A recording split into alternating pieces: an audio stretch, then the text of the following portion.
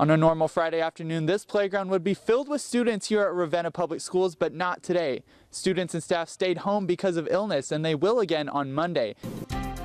Many county road bridges are over 100 years old, so are they safe, and why are many getting replaced? Crews have just finished grading the road all the way up to here, just south of 56th Street. This is where phase 2 of the project ends and phase 3 begins. And also the snow is coming down at a lot faster clip than it was before. Tanner, did you get an ID? I mean, really, the kid's 16. I know, Colleen, when I was 16, I can definitely say I was not too concerned about international humanitarian efforts, but Cyrus Crockett is, and his story is amazing. It can keep them warm inside the water for hours at a time. But he says it is easy to lose your focus and attention with so many moving parts. Right now, Nebraska's seatbelt compliance averages around 79% in the state. The National Safety Council says if Nebraska adopts a primary law, that number could go up 10%. After months of gathering signatures, a group of Hastings residents say they have enough names to potentially keep this stretch of 9th Street in front of Hastings College open.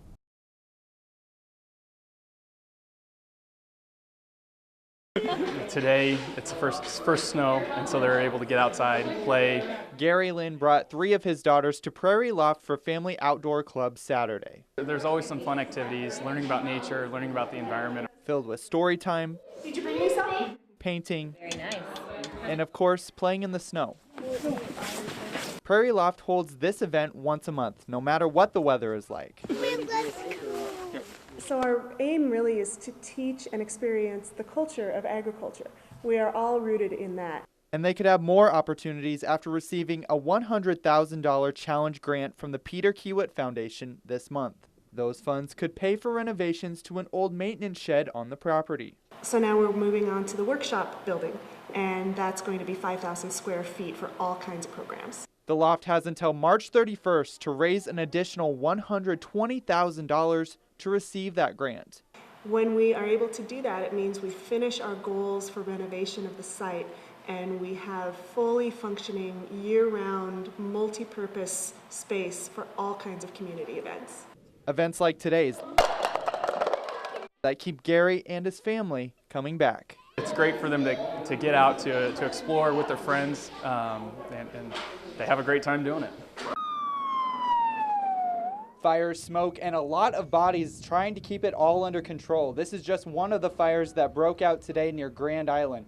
The high winds and the dry conditions kept the heat on crews trying to contain the blaze. Red flag warning is issued by the National Weather Service when atmospheric conditions are conducive for fires that could spread very rapidly. You know, we've been running 3 to 4 grass fires a day here. That activity is high on top of our normal call load. Now many fields and ditches are filled with dry material like this, left over from the harvest. If this catches fire, the wind can take that fire and spread it quickly. Typically we've had some rain and more moisture, and this year has been very dry. And while some fires spark accidentally, others are burns that are intended to stay controlled but don't always stay that way.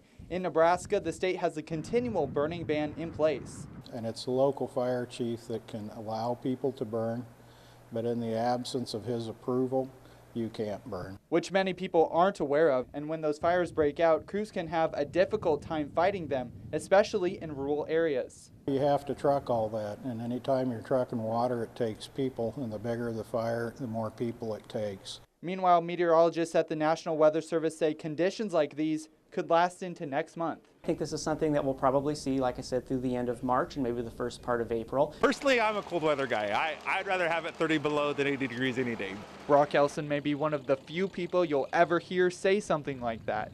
On this morning, temperatures on his ranch just south of Miller hover in the single digits. Combined with a biting breeze, it feels like it's as much as 20 degrees below zero on your face, fingers, and nose. I dress warm. I buy well-insulated gloves, boots, and of course stocking hat. And as far as my machinery, I try to keep my machinery maintenance. That's because Brock has work to do. Despite the cold, he zigzags across his farm breaking ice from the water tank, gathering hay, and feeding his cattle. They each get a little bit different ration of hay, ground corn, to just maintain their energy during these cold days.